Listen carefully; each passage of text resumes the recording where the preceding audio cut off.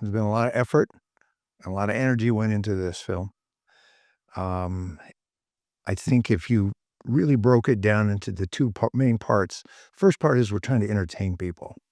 And I think the second part, then we're trying to shine a light on the whole issue of trauma, because trauma is something that now well over 50% of the people in the United States and the people in the world are suffering from, and it's unresolved, it's unrecognized. And what we're trying to do is just shine a light on this so that perhaps we can get to a point where when there's awareness, after that usually comes the treatment and cures that are needed. That's it. The change in any type of change, awareness is always the first step. So this movie that you and I have put so much energy in our hearts and souls into a problem. I remember you and I talking about this quote that we read from Carl Jung. It says, until the unconscious becomes conscious, the unconscious will rule your life. And coupled that with a lot of trauma that you and I have both experienced in our life, how do we solve this problem? And if it's an unresolved trauma and you don't know about it, in psychology, they call it disassociation, dissociated trauma, yet it shows up as cancers and illness and financial ruin, divorce, relationship issues.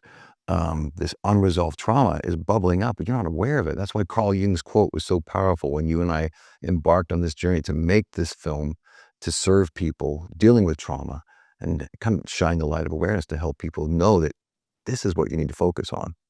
Yeah, and the challenge always when you're writing a book, or making a film like we are that's not a documentary, is that it's got to be telling a story, it's got to be entertaining at the same time. So was that's the real challenge. That's going down the what do they call it, the double D diamond run in on the ski resorts. Um, you've got to be able to take on the challenge and to do that, and that's been a lot of fun. It's been a couple of years in the making, and I think we're both motivated by the idea that we can add something to society. We can create awareness and perhaps help resolve a problem.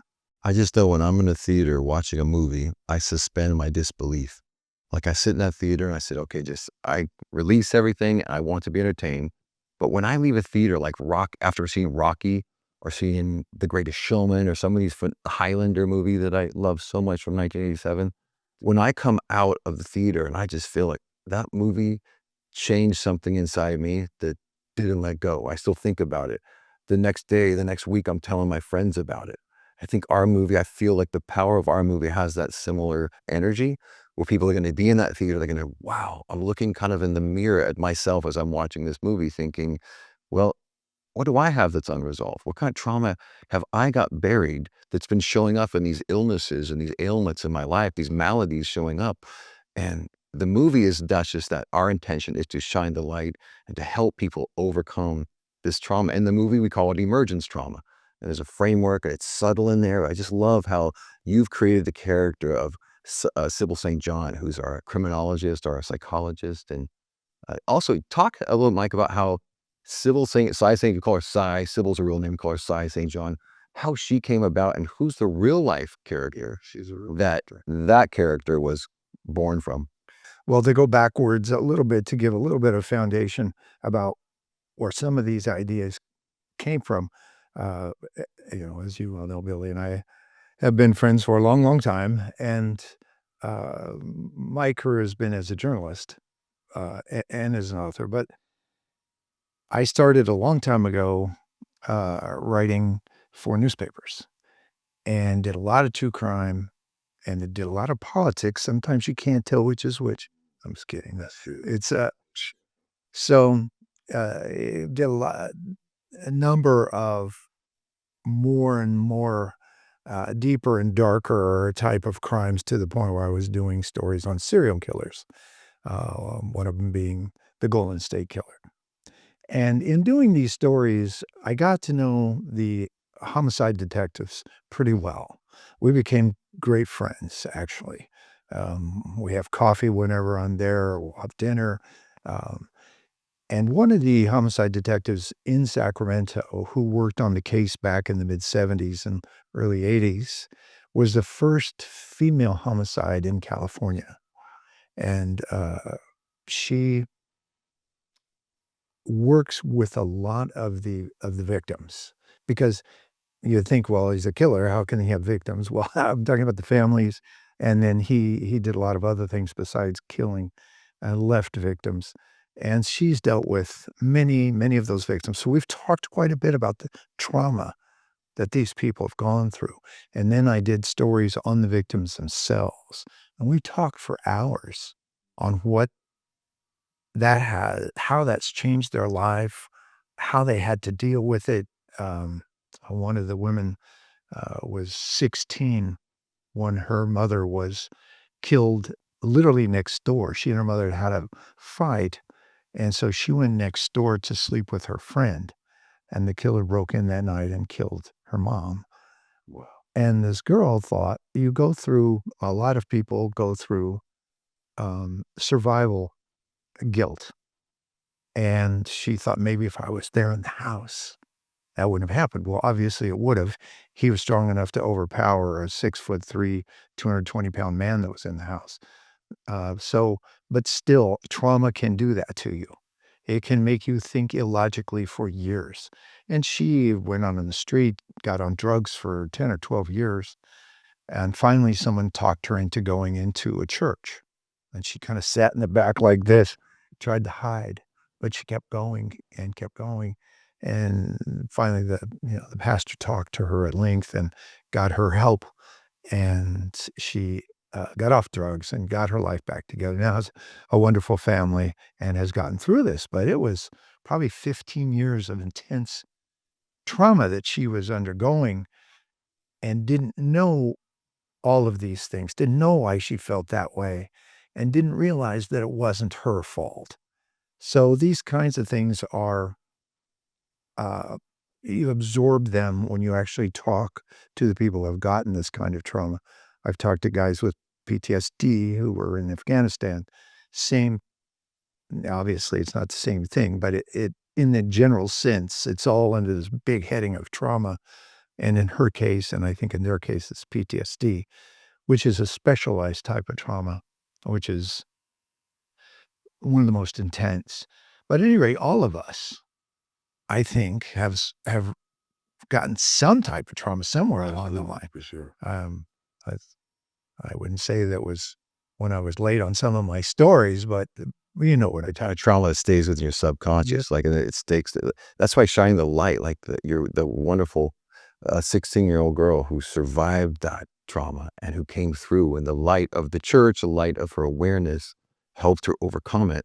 And then she had wonderful people to help her overcome it, and that's a great thing. One of the steps in the framework that we worked up, emergence traumas, is helping reaching out to other people, helping have other people that want to help you, that love you, family members, people that are close. And that's what's so great about our story. Our movie's called For Now, and that's kind of an interesting play on words. And you go through this whole movie and you realize how does that play into the story.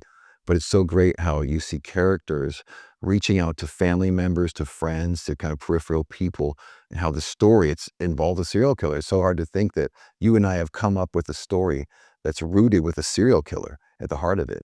But ultimately, it's a love story, right? It's a love story about a family and about a husband and a wife. It's all placed here in Santa Barbara. And that's why our love of Santa Barbara, it's a weird backhanded letter of love to Santa Barbara. That's how I feel about how do you feel about the story and how it relates to Santa Barbara? I think it's even more than I think it's a direct love story to Santa Barbara because as we talked about emerging from trauma, one of the key things is to be around people who love you or people who are there for you. And in this case, the entire city. Uh, I know if you've been into Santa Barbara, and we've both lived here for a while, you much longer than I have, but you do feel that love in this city. It's a one of the Yes, I'm so glad you brought that up because specifically feeling the love of this city that I do love so much. It sounds funny, but I fell in love with my wife in Santa Barbara over 30 years ago. And it was kind of an equal love because I'd never been here before. but how the city's love, the collective 100,000 people that live here, that being here as long as I've been here, you get to know a lot of people. And they say in Santa Barbara, there's only 1 degree of separation. The rest of the world has 6. But I specifically, and this is I think an important point that I bring up because it really relates to you as one of my best friends, an incredible award-winning author, an incredible storyteller, and a journalist. Everything that you've been, and a great golfer and a great golf mentor to me. But what you've been to me is more than I think you even know when it comes to my trauma, my personal trauma, and how I got COVID and got Guillain-Barré syndrome. I was paralyzed, had to learn to walk again and to talk again. Was on the verge of death.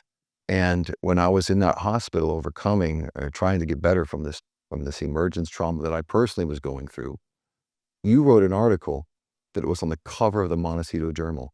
It was in February 2021. I'll never forget it. And it was a picture of myself, my wife, and my daughter, and the caption that was in it for the long haul. And long haulers disease, which you wrote the seminal book on long haulers disease, helped so many people with shine the light once again of awareness of what is this and how can it be how can it be solved. And but more to the point of how this city served me and helped me, since you wrote that article that was on the cover of the Montecito Journal, thousands of people texted me, emailed me, sent me letters. My room looked like a floral shop in the hospital because of that. And that's the love that I have for this city. That's why, in an interesting roundabout way, this movie is paying it back to the city. And how can I be of service, not just to the city, but to the world, in helping people emerge from trauma as I did? And I know you've got personal stories about trauma as well.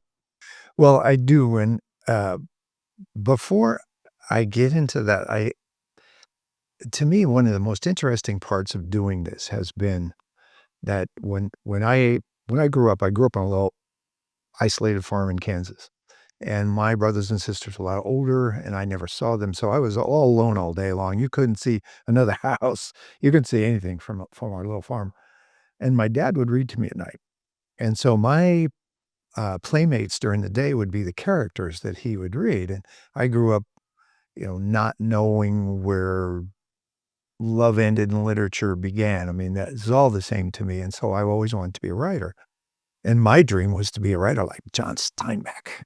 Uh, but when I got out of college, I realized that it's really hard to make a living as a fiction writer, so I started on newspapers and magazines. Worked extensively for the LA Times and, most of the magazines in the country, and newspapers. In fact, I've written over 4,000 stories, um, and in doing these, my dream in the back was always to write fiction. Now, I wrote speeches for the guy who was mayor of LA for a lot of people said that was my first fiction, but That's it, politics. but truly, I did one, and this is my first book of fiction, Gods of Our Time, but the rest has all been nonfiction. Don't lose your train of thought. Can I just tell you that that is one of the greatest novels I've ever read in my entire life? I know you won an international award for that book. Thank you. But that truly, honestly, Mike, that's the book that made me want to write a movie with you. That's the storytelling. That's the empowering pow- gift that you have of writing fiction. But we put this beautiful teaching and this takeaway that people get to emerge from trauma, how to do it. So that was the real, and I appreciate that, Billy, I truly do. The real challenge for this as a writer was, how you get this information out about trauma. Trauma sounds like, "Oh my god, I don't wanna," I don't wanna go to a movie. If I go to a movie, I wanna be entertained. I wanna come away going, "Woohoo," or feeling like it was really dramatic or something, but if it's about trauma, why would I wanna go? So, we had to fill this full of an entertaining quality so that the story itself had power and had, "Yeah, I wanna see this twice." That's when we know whether we wrote a good piece or not, if they wanna see it twice. So the trauma is infused, the whole information about it, into what I think we both feel is a very, um, ongoing and quick story about these people's lives in Santa Barbara, and it is a love story. At its very core, it's a love story. Very much like this book. Yeah. And then back to when you were a child and these characters in these books became your best friends. I think that's such a great concept with your dad reading to you and you started writing books and stories and became a journalist and then became a award-winning author. But your trauma, I know, started from emerging through the slings and arrows of life, right? I would say that I was completely unaware of this, but and I wrote for Reader's Digest for almost 10 years, and, they made some of the stories I did into movies, so that was fun to be able to see it, morph like that. But after I had 3 really bad plane flights in a row. They were scary, planes dropping 100 feet, um, and, one time we actually the wing actually hit the ground down in Los Angeles, and then the pilot took off. I'm going, "No, no, no, we've already hit the ground. Stay here." So we threw up. Anyway, I thought I had a real fear of flying, but at the same time, I was doing, uh, this book right here, Fatal Deception. And it's a true story, but it's a story of murder. It's a story of big companies that have murdered thousands, if not millions of people around the world. And I blew the lid off them, ended up 6 of them going to prison. I testified in front of the US Senate for about 40 hours on this thing, and there were hundreds of billions of dollars at stake. This is serious business. Um, and when I got back and I lived in a fairly isolated place between Lake Tahoe and Sacramento, I thought it was a great place to raise kids. They had great schools up there. There was virtually no crime, and that's where I chose to raise them. And I started getting death threats on the phone, once or twice a week, and they're, "I'm gonna kill your whole effing family," like this, and I'm trying to take care of my 2 young daughters. So I'm sealing off the inside. I'd done a lot of stories with the FBI. I called them. I said, "Do I have to take these seriously, or these nutcases?" And they said, "Take it seriously." So I took it seriously for about 5 years. I kept getting them, and that is one of the reasons I moved out of there to Santa Barbara. Um, so then I would think about traveling somewhere, and I would get stopped. I couldn't travel anywhere. And I thought, well, it's because I didn't like flying. Well, in this case, it turns out it wasn't that at all. It was that I didn't feel safe being somewhere else but my own home that I had sealed off. And once I understood that, once I realized that, worked with it, shine the light right on that to come back out of the darkness, that's what was making me the most nervous, was not having control over where I was sleeping at night. And that's a disassociated trauma, Yeah. just like what our No movie idea. shines the light back into these unresolved traumas that are so deep in your psyche, in your subconscious mind. How did you bring your awareness to it? How did you know? What was the trigger? Well, I'd lucked out. I was doing a story on PTSD, and I was talking with psychologists who had dealt with some, and I was telling him about, probably the most nervous thing I have is flying. And he says, "Really, you think that's what it is?" And so we started going backwards, and I explained, that all these death threats, which, You had to sleep with a gun under your pillow, is that true? I won't say anything about guns. I didn't have a gun, But you knew you had to protect your family. but I would have heard if anybody would come in, and it would not have been a good thing for them. Yeah. Papa Bear with his little cubs. I know. We have kids, so we understand. But, I really didn't have anybody, start to, anybody try to carry it out. I mean, I get so I would, if I could get to the phone, I would say, "Hey, it's good to talk to you. There's a restaurant right around the corner. I'll meet you there at 7 o'clock. We'll see how it goes." And they would always hang up every time they would hang up. And so I got to playing, but this guy, this psychologist said, "No, it's this other issue." And once I started thinking that through, I realized he was right. But it took that light to shine on that to get rid of it. But compared, Billy, to people who have suffered much greater trauma than that. I mean, my trauma is minor compared to the ones we're talking about, the ones we have in the film, the ones that a lot of people suffer in the military, or actually rape is one of the biggest causes of trauma among women, obviously. And um, those are huge monster avalanche traumas. and mine was small, but it gave me the chance to see how it all worked. That's what I've learned, how to bless your problems. That's why with my paralysis and the Guillain-Barré syndrome and the near-death experience I had, I realized I'm gonna find a way through this. How am I gonna shine the light of awareness in my paralysis and my trauma? And then you have your trauma. And we came together because you obviously wrote that story about me in the Montecito Journal. And it helped me feel like, how can I help people resolve their traumas? And then you and I come together a couple of years ago, and we said, let's create a framework to help people come through trauma. We call it emergence trauma.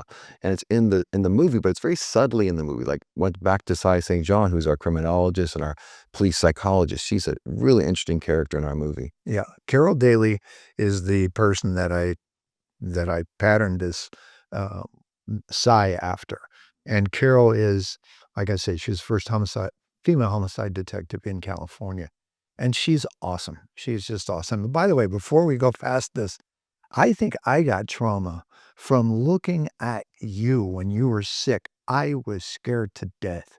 It looked like you were on death's door. That was terrifying, and how you came through that is one of the great stories that I know of. So using all these feelings and all these thoughts and all these experiences that we've had to put into this film and yet still make it watchable, make it, there's some parts of relationships in there that are powerful and that even without the trauma element, it, I think that those things will be something that hopefully people will relate That's to. why I'm so excited about this movie we've created, this script that we've done so many different iterations of, with some ideas from people. But ultimately, you and I have been in love with this mission, this message of emerging from trauma through this movie called For Now, that you and I have spent so many hours, sometimes in this room. This is in this room working on it in different locations. We call it the Castle and the Cave. And Mike and I have created a production company called Castle Cave Productions. So our production company will be producing this film. But ultimately, it comes down to how can we serve people in this unresolved area of most people's life. It's disassociated in psychology. The Carl Jung quote is so powerful to me, and I can't stop thinking about it as we're working on the script. And are we really paying it off with someone leaving the theater feeling like they just watched Rocky or one of their favorite films that they can't stop thinking about and telling people about? And I just feel so comfortable and confident working with you because you're such a brilliant storyteller that you can give this takeaway when you leave the theater, fully entertained, inspired, yet shining that awareness back on yourself and that light back on yourself. But then also letting everybody else know that there's this movie out that's going to be out, hopefully soon, that's going to help people with this unresolved issue. It's so millions, billions of people have. Well, and I appreciate everything that you're saying, and it's spot on. Um, One of the great things that you've brought to this was the concept of it being right now, and that's kind of the title For Now, and where it came from, is trauma has a tendency to be something from the past. And going into the past sometimes is important. You need to go in there and try to deconstruct what happened and figure out how you can resolve this so that because the present is the important time. The past is not as important as the present. I know that gets people annoyed sometimes. But to me, the right here, right now, how are you feeling? How are you doing? That's the important thing because you do have control over it. It's the only time you have power really is in this present moment. The That's past has no energy. The future is just kind of a wish. The only true energy to change is the present moment, is the now. That's why our movie, the title For Now, harkens back to it a little bit. It's also a kind of a clever, our movie is really a psychological thriller, but it's also a love story. Like you said, it's a family that you just root for, staying together through all this trauma, emerging from this trauma. There's Uncle Liam. There's the wonderful preacher we have, Jim Foster. There's so many great characters because I believe people go through a movie, go through an experience of being in a movie because they see their life in these characters. They relate to the characters. That's why I think we've crafted this story of a very average, everyday family dealing with common problems, but the problems are so deep until something triggers you. That's why Thomas, our protagonist, is triggered by this traumatic event from his childhood. exactly. And the I think all of the characters bring something different to it. And it also involves, um, I'd like to say environmentalism. I mean, That's in there, definitely. that's I've written so gazillions. It's more of a uh, spiritual thing about, what they're trying to do, what they're trying to save, and in a way, it's a symbolic, it's a good symbol that they are trying to save this piece of very sacred land, and in a way, they're trying to save their marriage in the same way, and they're trying to save the family, and he is ultimately trying to save his own life. Um, But all that could come crashing down if he's not able to do that, right? yeah, and if he's not able to do it, and if he is what you think he might be when you watch this film. That's the great mystery of life and of our story and our movie, is that there's just so many unknowns. And I've always learned and experienced in my life that the unknown is where the growth is. I experienced that in my trauma and my paralysis and my emergence. I think you experienced it too when you had to deal with death threats and these big multi-billion dollar companies after you because you were blowing the whistle on them, and how you go into that unknown and learn from it. How do you grow from it? And that's been my mission, I guess, in life, is trying to help people emerge from this unknown. Yeah, I think I tried to hide from it. That was my I'm gonna hide from this. These guys are serious. That's so common because it's the fight or flight, right? Like, you're trying to survive, you're trying to run, hide. It's a natural reflex, but it takes you out of your awareness. You go to this kind of mammalian brain. Well, I had, one of my friends she's 102 actually, she's gonna be 103, and, she was a psychology professor at Stanford for a long time, and I told her, I said, "I've spent my career writing stories, trying to help people, trying to solve issues, trying to shine a light on issues, trying to go after the big companies that are hurting the small people." And I said, "I don't wanna do that anymore. I just wanna write fiction." And she said, "Well, quit trying to save the world and just write."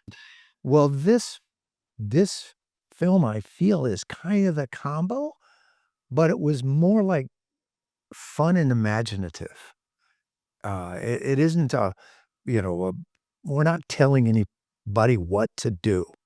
We're trying to make them feel some things, and I hope we've done that. That's what I love so much about this movie we've created, because it does give you the sense that this is something not just about two guys that have a mission that we're trying to pay it forward to the world or trying to help people with this problem. But ultimately, your storytelling and the way you transition throughout the movie gives people this sense like, I could see myself in that movie. I could relate to these characters. My family can relate to these characters. And I think that's when people see movies, they see themselves in the movie, or they take away something that they can't stop thinking about. And that's, I guess, our biggest intention, is to help people through that. 'Cause most likely, if you have a family, there's at least one person in your family that has unresolved trauma. So we're hoping that even if it's not you, if you understand it a little bit better, I've only come to understand this in the last, half a dozen years. If you understand it better, you can help someone else that might have that issue.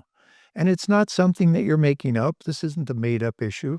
This is real stuff. I mean, even the NIH, which um, says that more than 50% of women and more than 60% of men have very serious unresolved trauma in America and That they worldwide. don't even know they have. And I remember reading that study, and that's part of the reason we were inspired to write this movie, is because, wow, this is unresolved trauma. People don't even know they have it because they disassociate it. God, It that's does have symptoms, and some of these symptoms come like fear, feeling of helplessness, uh, denial, and refusal to believe that anything actually happened to you. And I think that's what I was going through at that time. Depression, mood swings, feeling guilty or feeling shameful. And the big one is social withdrawal and emotional numbness. If those things are happening, or those things are happening to somebody you love, and you could see them, most likely they've got some issue they haven't resolved. And it can go back to childhood. It could happen when they're 20, 30, 40, it doesn't matter. Um, but it's just to be able to see these symptoms and say, okay, Let's go shine a little light on this, spend as much time in the past as we have to get some resolution. Then let's go back to the present and go forward and be as happy as we possibly can, share as much love as we can. That's what I love so much about that. Those pointers to trauma is our character, our protagonist, Thomas. He's kind of the poster child for trauma and disassociated trauma and trauma that just has been lingering with him since he was a young boy, but never really dealing with it. And we see how it shows up and how it affects the people around you. And the pointers, the triggers are there. And I guess our story really lets people go through that journey, that emergence of trauma that Thomas goes through, but also in a very fun, entertaining way where you just fall in love with these characters and these individuals. There's a family that you feel like, okay, I've been having dinner with that family. I could see myself being part of that family. But you see that the trauma, unresolved trauma, as much as he loves his family, it can destroy that love. It can destroy the family. It can destroy himself. And it might turn him into something that he never would have believed. And that's the great mystery of our thriller, of our psychological thriller. It's actually, our movie has that power of a psychological thriller, I guess, and the intensity and the kind of that nervousness you get in your stomach, but it also has the deep love of family and connection. And there's a spiritual element to this. There's definitely, it definitely amplifies light. Our movie is about shining light into the darkness of the psyche, of the subconscious mind. Also, it's how that light really can just shine out on the whole surrounding, the community, the family. When you have that mission, how can I help people? That's why Jill is running for the mayor of Santa Barbara in our movie. And she is this powerful, powerful woman that you just can't help but root for. Yeah, she is. And she is exactly, well, you see what trouble this causes. And it can even cause, even in a relationship that seems very solid, it can come apart very quickly if you have got these unresolved issues. Um, and resolving them can be done. I don't think there is a trauma that can't be at least reduced, but it has to be recognized first. If it's not recognized, it's just going to stay there, and it's going to control your life. Well, and the world is always trying to, I love the E. E. Cummings quote, to be nobody but yourself. And the world is trying day and night to make you just like them, is to fight the greatest fight. Right? And I love that quote because the world is always trying to make you, be like them or to capitulate. And our movie is this story of these heroes, these people that learn to overcome it together as a family. But it's ultimately Thomas that has to decide, isn't it? It's our character, our main character. Yeah, bottom line, and trauma is a Greek word for wound, and it's been part of America consciousness for 150 years. They've used the word trauma, yet there's all types of trauma, and nobody knows exactly what does what. It's still a very unexamined, not very unexamined, that's not a good way to term it. It's not been examined nearly as much as it should be and as much as it can be. We're beginning to recognize it because PTSD, because primarily because of soldiers and the first responders. We say, oh, PTSD, we're starting to hear that trauma. But the truth is, this doesn't just reside with soldiers and with first responders. It resides across society. It's ubiquitous, isn't it? Trauma is every, well, if over, I think it's over 2/3 of the planet, 6 billion people have an unresolved trauma that the NIH and all these psychological associations have determined that they're unresolved. And so I guess that's really what's inspired us to start this, to work on this issue with the emergence trauma framework, and then to ultimately spend 2 years working on this script. We worked a lot of hours and we spent a lot. It's been fun though. It's been a lot of fun. It's been a lot of fun. I just feel grateful for synchronicities and how kind of the universe conspires to bring us together through golf and through all these other ways we met.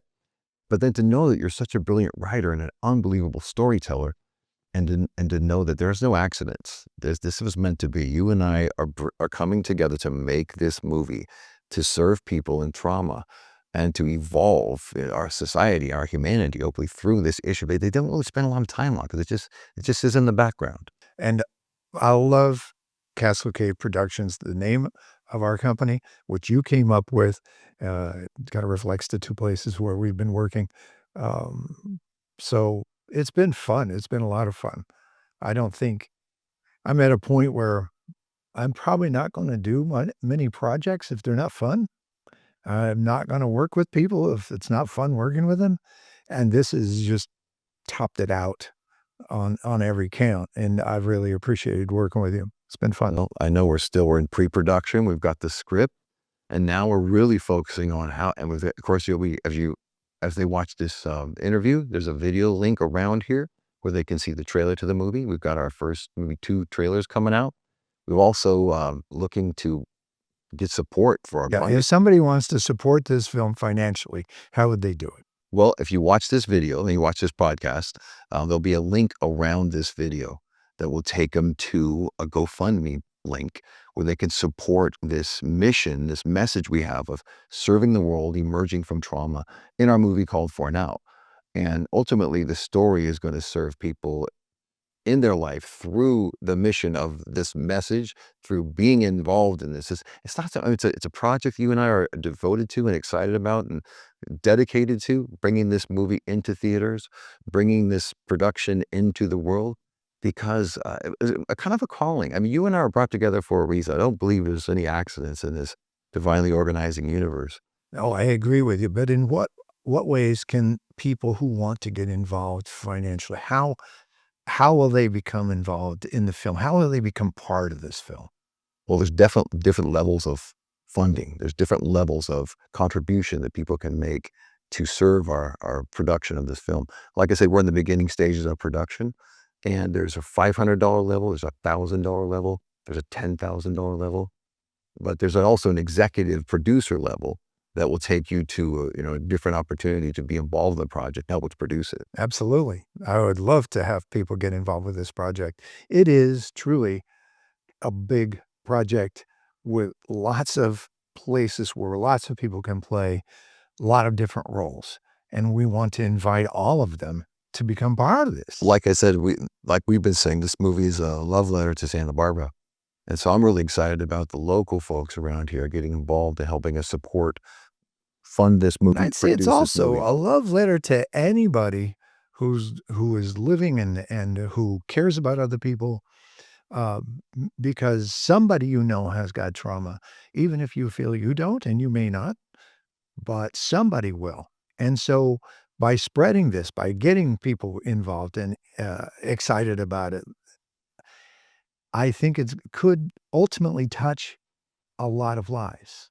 And so we want to invite everybody who's got, energy for this and excitement and especially wants to fund it, obviously. Well, in family, there's so many people involved in trauma and that they don't even know they're involved in trauma. If they want to get involved in helping shine the light of awareness on trauma through our film, through this movie project, they can click the link below. There's a GoFundMe page.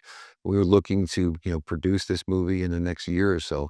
So we do need a lot of support because you and I are starting this production company, but it's all about how can we serve people through this movie.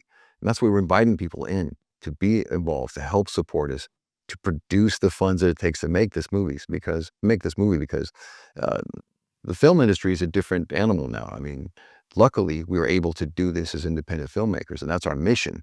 It's to not ultimately give it to somebody to make. We're going to make it. We're going to produce this movie, but we do need support from people. Yeah. And just as a background a lot of the stories are in this book here in Ordinary Days. A lot of stories I did for Reader's Digest and others were made into TV movies for CBS and Lifetime, etc. And they did really well. And I think this one is well, those were very serious. I mean, you think of Reader's Digest, you think of as kind of light, but they weren't. They were serious stories with very deep emotional um, elements to them.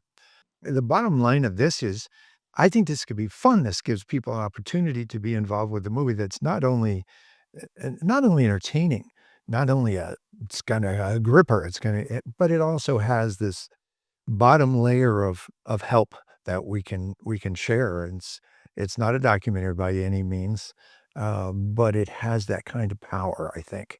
It can help flip the switch, and I think it can also help people learn something and say, "Hey, you know what? I'm going to learn a little bit about this just in case because I think my friend might have, my son, somebody that I know." That's what I love about humankind.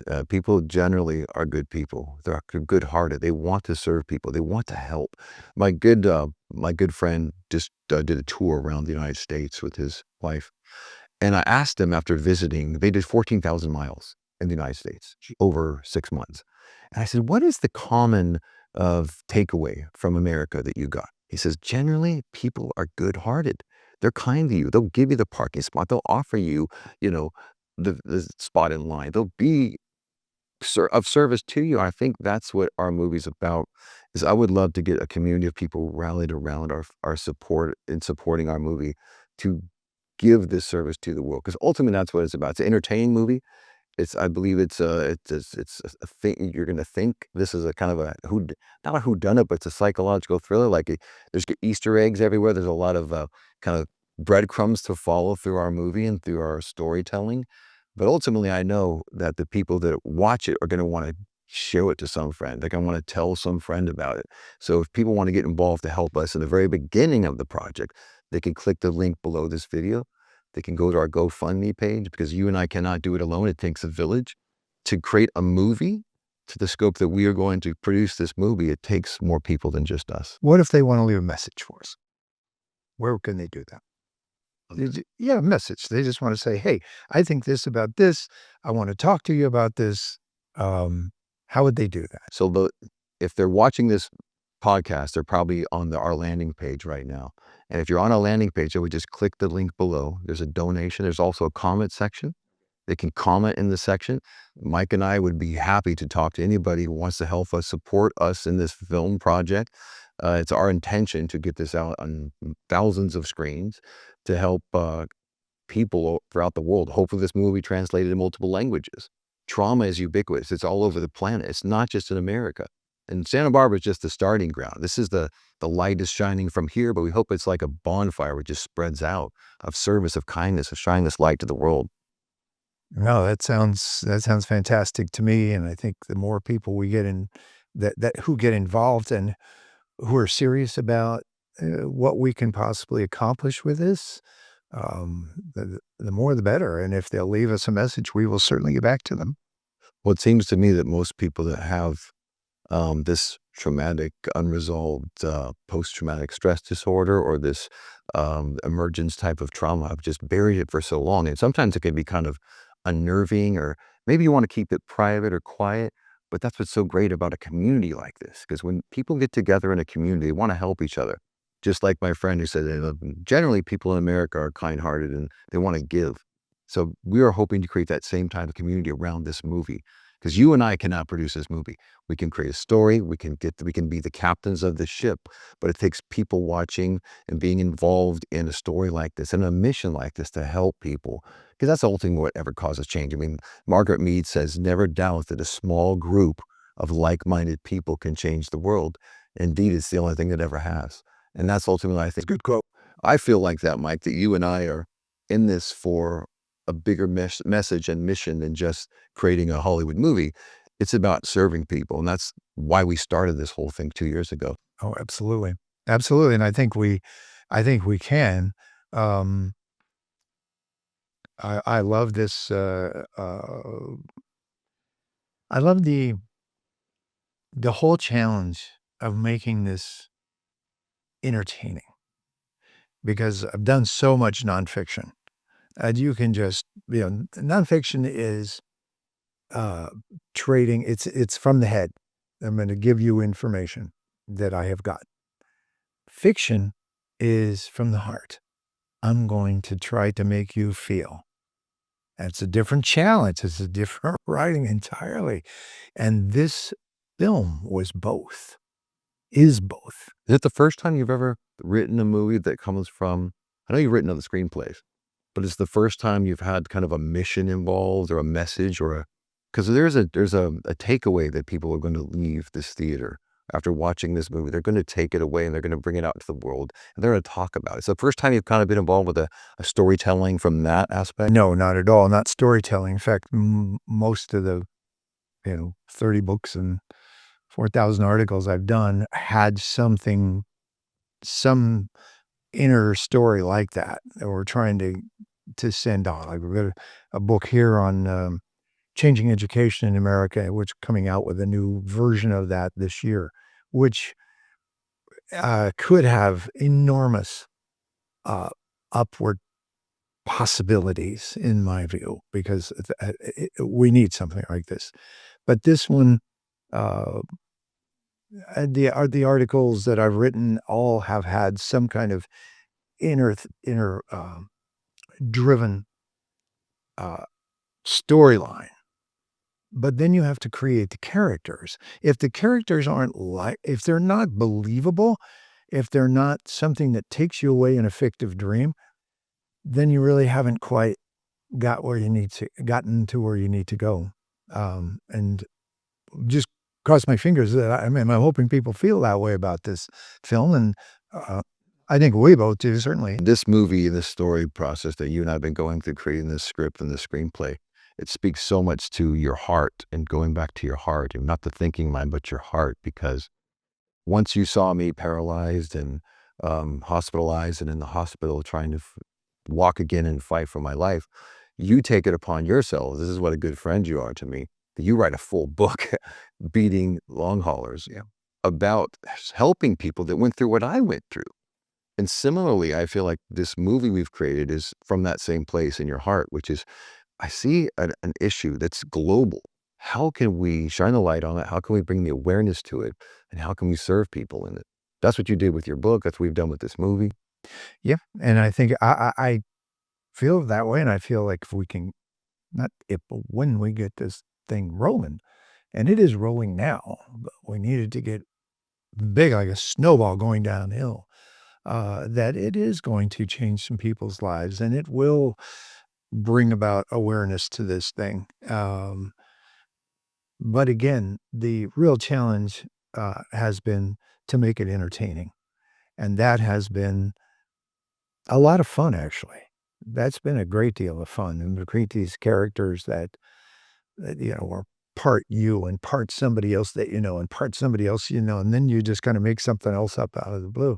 But what are their challenges? What are their, we've got a 10-year-old boy and a 16-year-old girl. Well, those at that age, if you've had kids, you know that they're going through some real interesting things, and as parents, you're going, "Okay, here we go." And so that's part of the issues.